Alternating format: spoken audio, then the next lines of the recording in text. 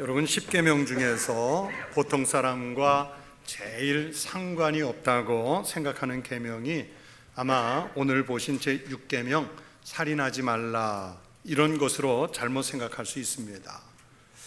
사람을 실제로 죽이는 사람은 아주 극소수인데 과연 이 중요한 10개밖에 안 되는 계명 속에 이 계명이 과연 필요할까, 그렇게 생각할 수도 있습니다.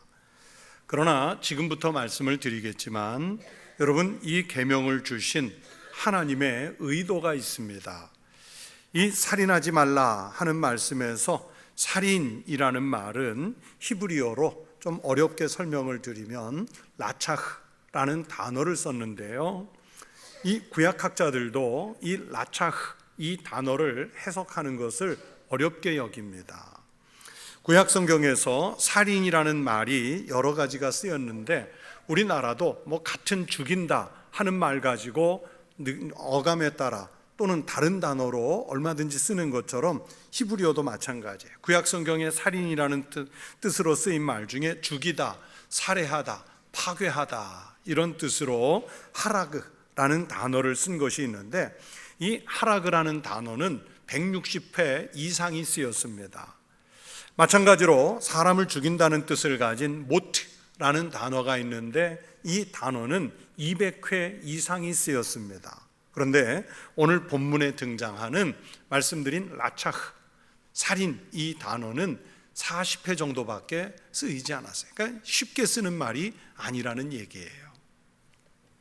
그래서 학자들에 따라 이 말을 해석하는 것이 조금씩 달랐습니다. 어떤 학자는 아주 명백한 의도를 갖고 살해하는 것이라 이렇게 해석하는 분도 있고, 어떤 학자는 살인자에게 사형을 집행하는 것을 라차흐라 이렇게 해석하는 분도 있고, 또 다른 학자는 언약 공동체에서 불법적인 폭력을 불러오는 살인이라 이렇게 해석하는 분도 있었습니다.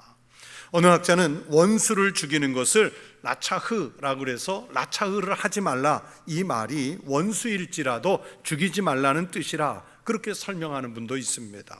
비슷비슷한 것 같지만 각각 다른 의미들이기 때문에 해석이 중요합니다. 그러나 이 단어에 대해서 가장 일반적인 해석은 어떤 이유로든지 어떤 환경에 있든지 어떤 방법으로든지 하나님의 언약 공동체 안에서는 동료나 또는 민족의 백성을 살해하는 것을 해서는 안 된다 하는 뜻으로 썼다는 겁니다.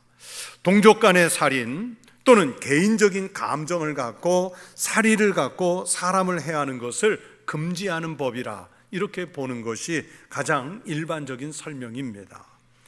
그래서 전쟁 중에 사람을 죽여야 할 때가 있잖아요. 사람 죽이지 않고 어떻게 전쟁하겠어요? 아니면 국가가 정한 법 때문에, 형법 때문에 사형제도를 운영할 때가 있습니다. 그리고 실수로 과실치사라고 그러죠. 이 과실치사에서 비고의적으로 사람을 죽여야 할 때가 있는데 그때는 이 라차흐가 쓰이지 않는다는 거예요. 동물을 사육하는 것에도 이 단어가 쓰이지 않습니다. 그렇다고 그것이 옳다는 것은 아니지만 원래의 뜻이 그렇다는 말씀입니다. 제 말씀을 드려 죄송한데 제가 군에서 복무할 때 길게는 행정병, 특히 군종병으로 근무를 했었는데 제가 군종병이 되기 전에 잠깐 동안 저격수라는 보직을 맡았던 적이 있습니다. 여러분, 저격수가 뭔지 아세요? 원거리에서 요인을 암살하는 사람입니다. 암살. 이 저격수는 훈련할 때 원칙이 있어요. 원샷, 원킬이라는 거 하는데 한 방을 쏴서 한 번에 사람을 죽여야 합니다. 만약에 그 한 방이 실패하면 상대방으로부터 강한 반격 또는 집중 포화를 받을 수 있기 때문에 한 번에 끝내야 돼요. 재밌는 사실은 제가 있던 부대에 그 저격수가 3명이 있었는데, 저를 포함해서 3명이 있었는데 저하고 다른 병사 1명은 신학대학 출신이에요. 그리고 남은 그 한 사람은 아주 독실한 불교 신자였어요. 그 휴가가 나가면 먼저 절에 가서 예불부터 하고 휴가를 보내는 병사였어요. 그런 걸 봐서 아마도 신앙이 좋은 사람이 성격이 침착해서 그랬는지 총을 아주 잘 쐈습니다. 이 세 사람들이, 저격수가 그 부대에서는 총을 제일 정확하게 쏘는 사람들이라고 보시면 돼요. 훈련을 하다가 저희들끼리 쉬는 시간에 하루에 200발, 300발 이상씩 총을 쏘는데, 이 쉬는 시간에 저희들끼리 가끔 그런 얘기를 해요. 정말 영화에서처럼 상부에서 명령이 내려와서 어떤 중요한 요인의 적의, 그 요인인 적을, 그 심장을 겨누어서 또는 머리를 겨누어서 한 방에 죽도록 정말 총을 쏠 수 있을까? 우리 기독교에서는 하나님이 살인을 하지 말라고 말씀하셨고, 불교 신자는 살생하지 말라고 그러잖아요. 그런데 저희가 이거 저격수를 해도 되나? 이런 생각을 하고 저희들끼리 자주 그런 얘기를 했어요. 그런데 걱정하지 않으셔도 되는 건 아무도 안 죽였습니다. 근데 훈련할 때마다 생각나는 말씀이 바로 이 성경 구절, 제6계명 출애굽기 20장 13절 살인하지 말라는 말씀이었어요. 그러니까 지금 생각해도 참 어려운 문제예요. 여호와의 증인들이 군에 입대하는 것을 거부하고 또 입대를 했더라도 총을 들고 훈련을 하는 것을 거부하는 이유가 많습니다. 왜 그럴까요? 바로 이 계명, 살인하지 말라는 6번째 계명 때문입니다. 이것은 잘못된 이해입니다. 앞에서 말씀드린 대로 국가가 메워준 그 국방의 의무와 그것 때문에 발생할 수 있는 정당한 전쟁에서는 개인이 판단할 문제가 아닌 거예요. 히브리어 원문 자체가 그것을 의미하고 있습니다. 여러분, 이 6번째 계명이 말씀하려는 근본적인 신앙 사상이 두 가지가 있습니다. 그것의 첫째는 모든 생명의 주권은 하나님이시라는 것입니다. 생명을 창조하신 이도 하나님이시고 그 생명을 거두어 가실 권한도 누구에게 있느냐? 하나님께만 있습니다. 욥이 아주 극심한 고난 중에 빠졌을 때 하나님의 생명 주권을 고백하는 말씀이 있습니다. 이르되 내가 모태에서 알몸으로 나와 싸운즉 또한 알몸이 그리로 돌아가올지라 주신 이도 여호와시요 거두신 이도 여호와시오니 하나님의 이름이 찬송을 받으실지니이다. 욥의 이 고백대로 목숨을 주신 분도 하나님이시고 그리고 이 목숨을 거두어 가실 수 있는 권한도 하나님께만 있습니다. 그래서 이 6번째 계명은 욥의 고백대로 생명의 주권은 하나님께 있다는 말씀입니다. 또 둘째는 타인의 생명을 다른 인간이 좌우할 수 있는 권리가 없다는 뜻입니다. 내가 다른 사람에게 어떤 해를 당했다고 해서 보복성 살인을 할 수 있는 권리도 우리에게 없어요. 이 말씀 속에는 심지어 내 목숨도 내 것이 아니라 하나님 것이기 때문에 내가 내 목숨까지 좌지우지할 수 있는 권리가 없습니다. 그러므로 스스로 죽는 자살을 할 수 있는 권한이 우리에게는 없어요. 아예 없습니다. 스스로 극단적인 선택을 하는 것이 죄라는 이 신앙은 그래서 바로 이 6번째 계명에서 나온 것입니다.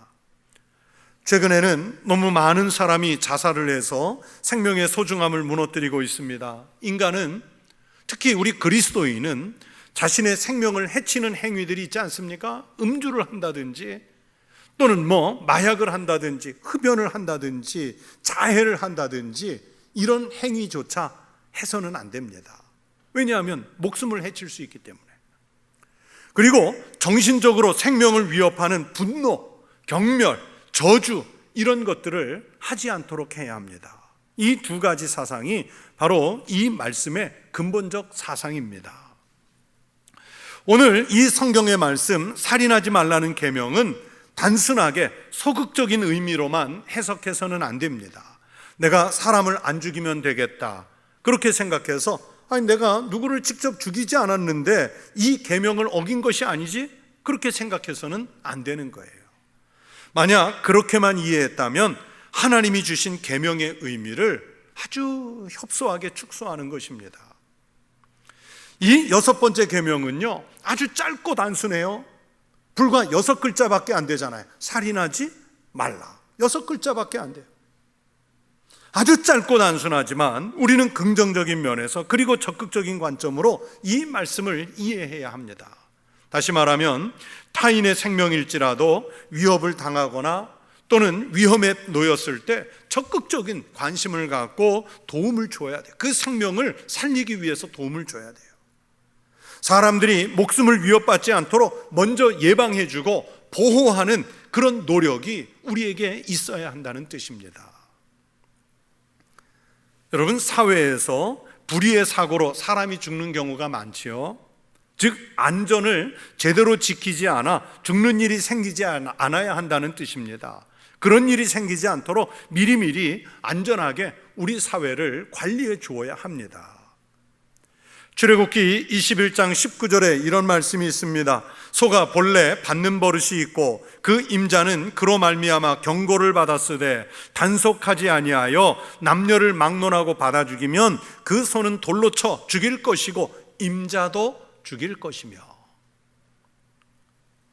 여러분, 이 소라고 하는 동물은요, 받는 버릇이 있다는 것을 알잖아요. 그래서 소가 사람을 들이받지 못하도록 주인이 관리를 잘해야 한다는 뜻입니다. 만약에 주인이 이 소를, 자기 소를 잘 관리하지 못해서 소가 사람을 들이받아서 죽으면 소는 당연히 죽이고요, 그리고 관리하지 못한 그 소의 주인도 죽이라고 말씀하잖아요. 그만큼 다른 사람의 생명을 보호하는 일에 적극적으로 안전장치를 해야 한다는 뜻입니다. 신명기 22장 8절에는 이런 말씀도 있습니다. 네가 새 집을 지을 때에 지붕에 난간을 만들어 사람이 떨어지지 않게 하라. 그 피가 내 집에 돌아갈까 하노라. 무슨 뜻인지 금방 아시겠죠? 공사 현장에서 새 집을 짓다가 사람이 떨어지지 않도록 난간을 비롯한 안전장치를 만들어 주라는 뜻입니다. 만약에 공사 현장에서 안전사고가 나서 사람이 죽으면 안전장치를 하지 않고 공사를 진행한 그 주인에게 죄값을 묻겠다고 하는, 피값을 묻겠다고 하는 아주 무서운 말씀이에요. 공사 현장에서 일하는 그 인부의 생명을 중요하게 여기라는 뜻의 말씀입니다. 이런 말씀에, 성경 말씀에 비추어 보면 오늘날 우리가 사는 세상에서도 그대로 적용이 가능합니다. 안전 불감증이라는 말이 있습니다. 무슨 뜻입니까? 내가 일하는 곳, 내가 사는 곳에서는 사고가 안 날 것이라고 생각을 해서 안전장치를 하지 않는 행위가 있어요.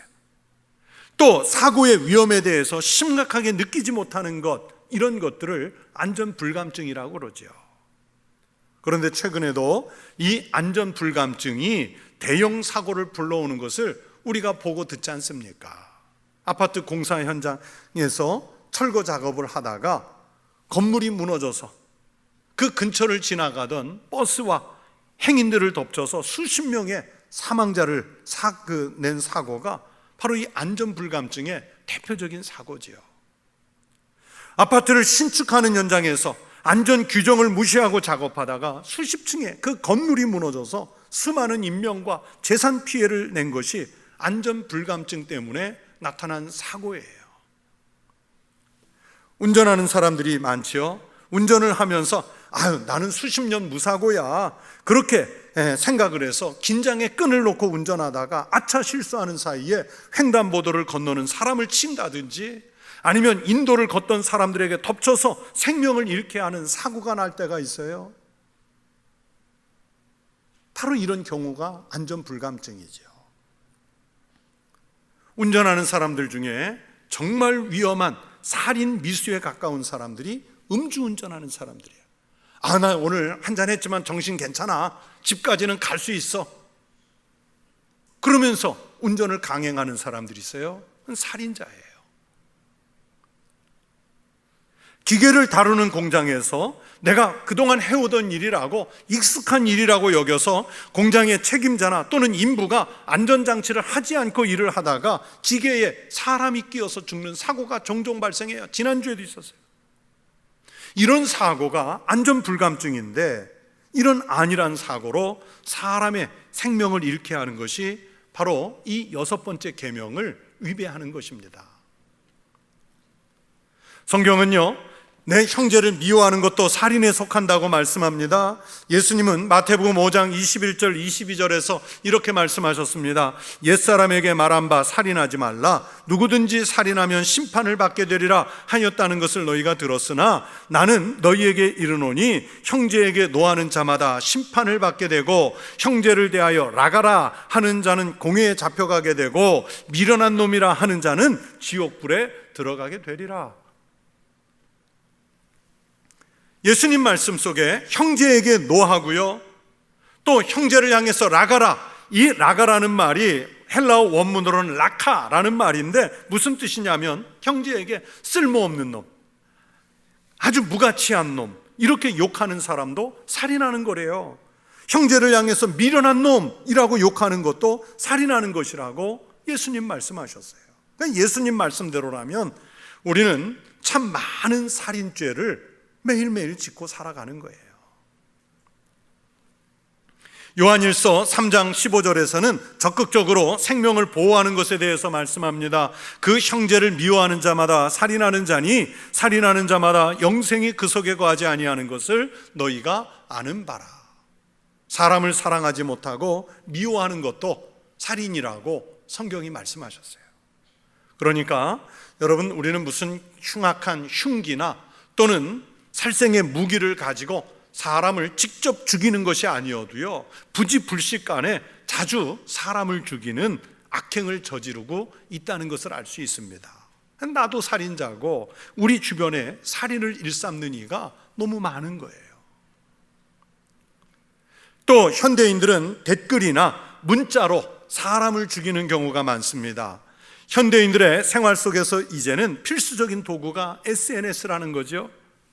이 SNS 때문에 정말 많은 사람이 죽어나갑니다.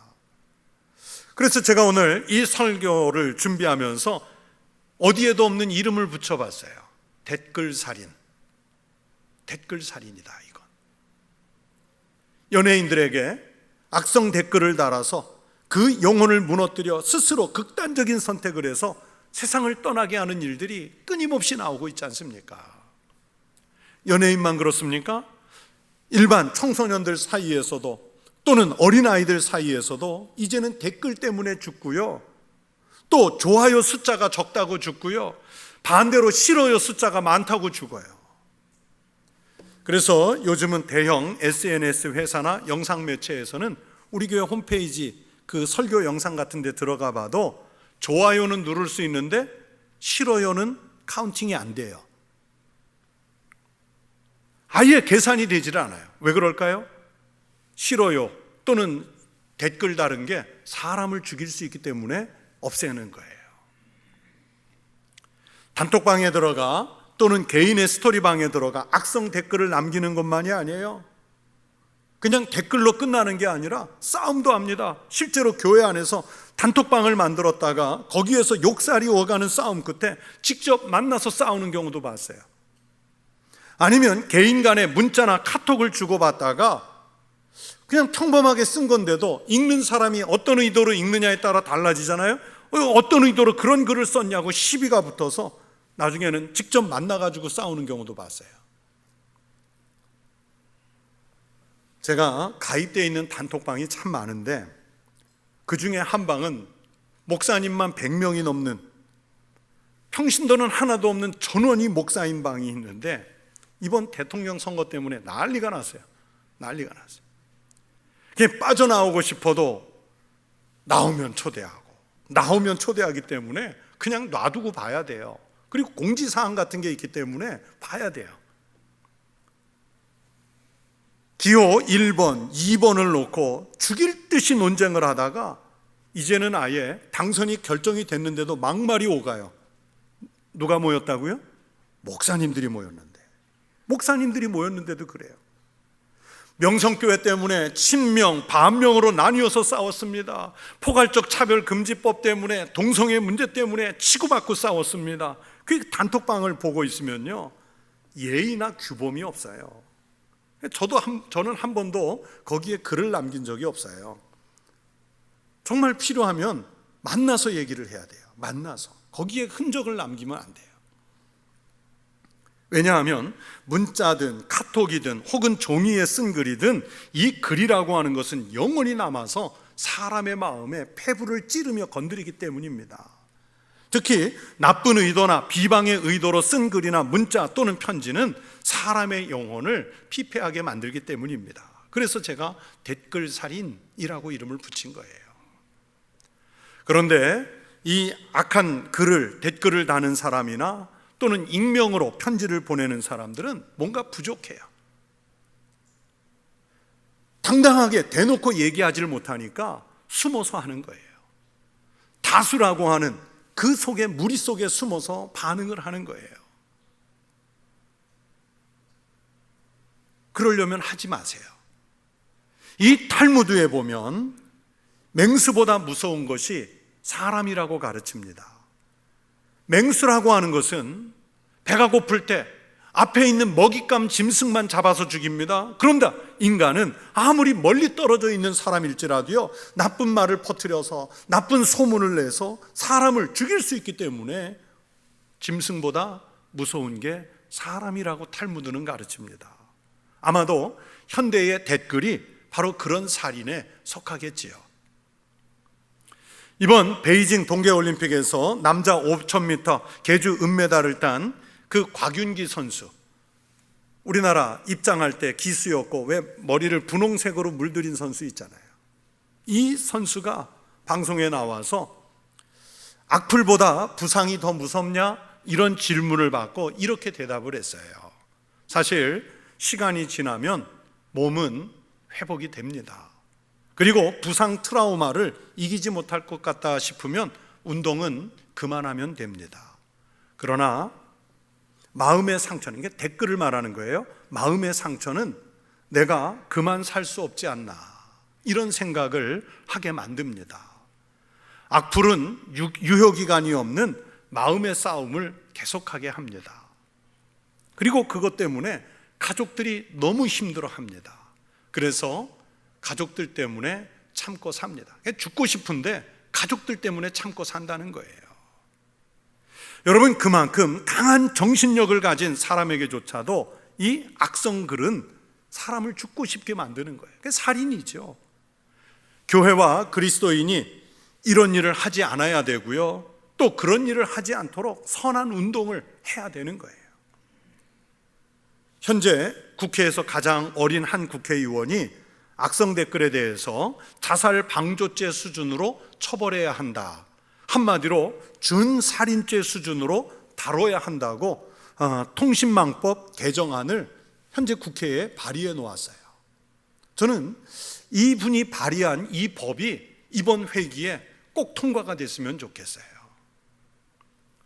살인하지 말라는 말씀을 좀 더 적극적으로 해석하자면, 다른 사람이 생명처럼 아끼는 것도 존중해 주어야 됩니다. 그 사람이 소중하게 여기는 것을 지켜줘야 돼요. 예를 들면 그 사람이 소중하게 여기는 명예를 짓밟아서 수치를 안기는 것도요, 사람을 죽이는 행위예요. 타인의 자유를 박탈해서 납치를 한다든지 감금을 한다든지 하는 행위도 사람을 죽이는 살인에 버금가는 악한 행동입니다. 타인의 인격을 짓밟는 언어폭력이나 신체적 폭력, 정신적 폭력도 사람의 생명을 빼앗는 행위입니다. 단번에 죽이는 게 아니라 서서히 죽이는 거잖아요. 서서히 죽이는 행위예요. 타인의 감정을 무시하고 원하지 않는 행동을 강요하는 것이나 때로는 수치심을 유발하는 것도 몸과 마음을 서서히 죽이는 살인 행위입니다. 저는 지금은 훨씬 덜해졌는데 어렸을 때부터 불과 몇 년 전까지는 땀이 너무 많이 나는 다한증이 있었어요. 다한증. 그래서 학생 때는 수업 시간에 노트 필기를 하려면 땀이 너무 나가지고 종이가 이러면 어떤 때는 찢어질 정도로 땀이 나는 거예요. 약간 뜨거운 음식을 먹거나 매운 음식을 먹으면 제가 어떻게 주체할 수 없는, 왜 땀이 비 오듯 한다고 그러죠? 그렇게 땀이 흘렀어요. 음식을 먹는 것은 그래도 닦아가면서 먹으면 됐는데 나중에 목회자가 되고 나니까 뭐가 문제냐면 악수가 문제인 거예요. 악수가. 이 목회자가 됐는데도 손에 너무 많은 땀이 나니까 혹시 나하고 악수한 사람이 당황할까 봐 또는 불편해할까 봐 교인들과 악수하기가 싫었어요. 저도 불편하지만 상대방도 불편할 수 있기 때문에 다른 사람이 어떻게 생각할까 이 걱정이 되는 거예요. 그래서 예전에 악수를 잘 안 했는데 부목사를 있을 때 한 번은 담임 목사님이 저를 불러서 교인들이 박 목사님이 악수도 안 하니까 쌀쌀맞은 목사님이라고 좀 악수를 해주라고 저한테 그렇게 말씀을 하시는 거예요. 그래서 목사님, 제가 다한증이 있어서 악수를 하는 게 좀 두렵습니다. 그렇게 사정을 말씀드렸더니 아유 그러냐면서 그럼 하지 말라고, 내가 그 얘기하는 사람에게는 그렇게 말해주겠다면서 저를 위로해 주셨어요. 그래서 덥석 손을 잡고 악수를 강요하는 게 어느 때는 정말 수치심처럼 느껴질 때도 있었어요. 이건 다한증을 가져본 사람들은 알아요. 그래서 자꾸 옛날에 왜 찬양할 때 왜 이렇게 손 맞대고 할렐루야 하는 그거 정말 싫었어요. 찬양만 불렀으면 좋겠어요. 할렐루야 주를 찬양 손바닥 치는 거 정말 싫었어요. 그것 때문에 한 청년은요, 제가 목회하던 교회 한 청년은 꼭 찬양이 다 끝난 다음에 와요. 기도회 때 그러는 거예요.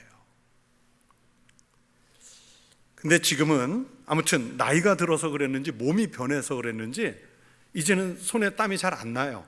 그래가지고 오히려 너무 건조해서 그 핸드크림을 자주 바릅니다. 이제는 오히려 다른 사람이 무엇인가 하기 싫어하는 행동이 있으면요, 여러분 강요하지 마세요. 뭔가 분명히 사정이 있는 거예요. 그 사람은 그것 때문에 심적 고통을 겪고 있다는 말입니다. 타인이 목숨을 걸고 지키는 순결이나 권리 등을 빼앗는 것도요, 사람을 죽음에 이르게 하는 악한 행위입니다.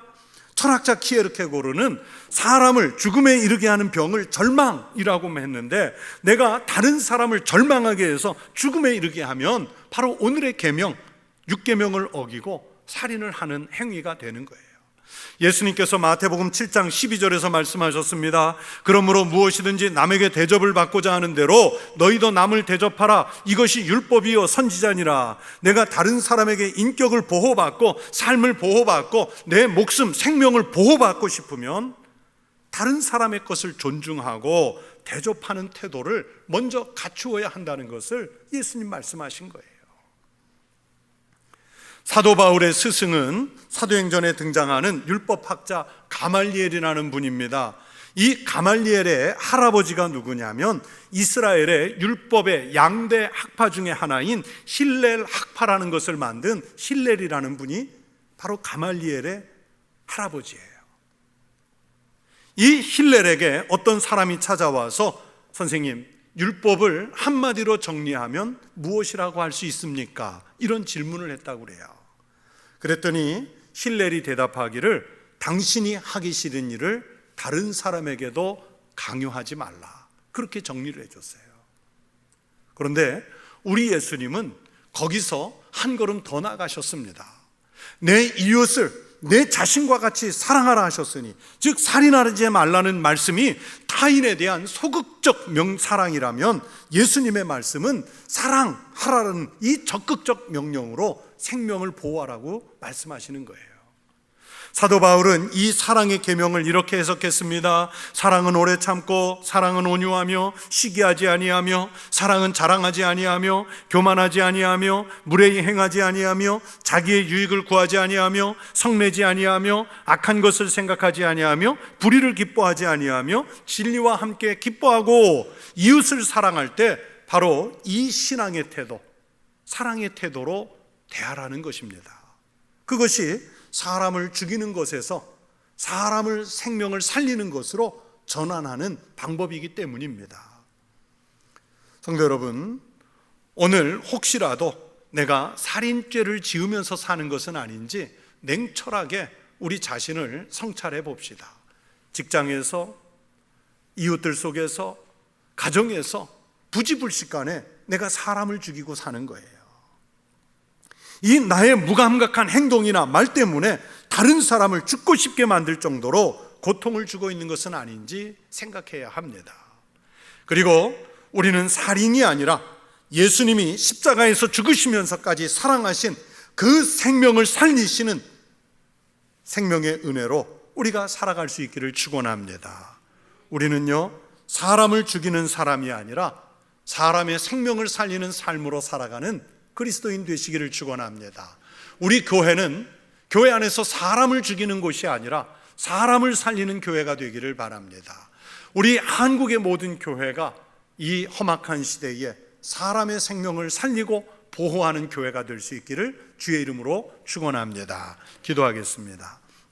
하나님 아버지, 우리는 주님으로부터 생명을 입은 존재임에도 불구하고 여전히 살인하지 말라는 계명의 뜻을 알지 못해 나의 행동으로, 나의 언어로, 나의 삶으로 혹여 다른 사람들의 생명을 빼앗는 악행을 저지르고 있는 것은 아닌지 살펴보게 하여 주시옵소서.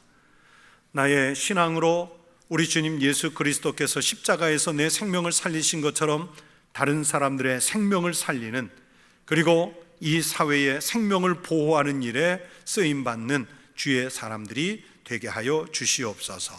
우리 청복교회가 사람의 생명을 살리는 교회, 영혼을 살리는 교회 되게 하여 주시옵시고, 나아가 우리 한국교회가 세계에 흩어진 모든 교회가 생명 살리는 교회들이 되게 하여 주시옵소서.